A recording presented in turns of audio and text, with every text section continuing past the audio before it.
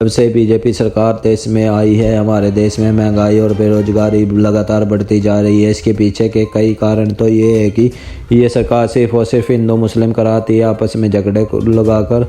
इसी कारण ये सत्ता पर का बीज है। हमारे देश के लोगों और सरकार को चाहिए कि वो शिक्षा, स्वास्थ्य और रोजगार के नाम पर वोट दे और सरकार भी इन सभी मांगों को पूरा करे। लेकिन हमारे देश के युवा, चाहे लोग हो, वो सिर्फ और सिर्फ एक पार्टी या जाति धर्म के नाम पर वोट देते हैं।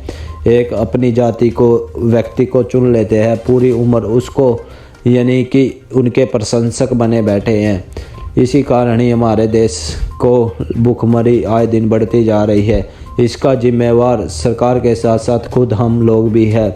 हमें शर्म आनी चाहिए जो हम एक जाति और धर्म के नाम पर वोट देते हैं। जितने भी समृद्ध देश है वह सिर्फ और सिर्फ वैज्ञानिक सोच को बढ़ावा देकर ही समृद्ध हुए हैं, और हमारा देश है दूसरी तरफ जो अंधविश्वास और पाखंड को परोस रहा है।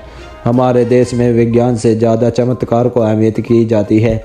इसी कारण ही हमारा देश लगातार पिछड़ रहा है। हमारे देश के लोग आगे से छोड़ो, वो सिर्फ और सिर्फ पाकिस्तान के साथ बराबरी करता है। उन्हें चाहिए अमेरिका के साथ बराबरी करनी। इसी बीच चंद्रशेखर आज़ाद ने भी एक बहुत ही अच्छी ट्वीट की है। उन्होंने लिखा है कि बहुत हुई महंगाई की मार, अब की बार कहाँ है सरकार। आलू प्याज के दाम उछले, जनता क्यों फिर हाथ मले। जो कहते थे अच्छे दिन आएंगे, अब सवालों से क्यों कतराएंगे।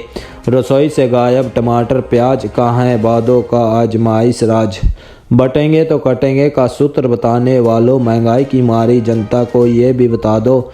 इस बेरहम महंगाई के दिन कैसे कटेंगे, क्या अब भी वही वादे या दर और बढ़ेंगे। तो आप देख पा रहे चंद्रशेखर आज़ाद ने शायरी के माध्यम से बीजेपी सरकार पर किया हमला। आप इस बारे में क्या सोचते हैं, हमारे कमेंट सेक्शन में ज़रूर लिखें।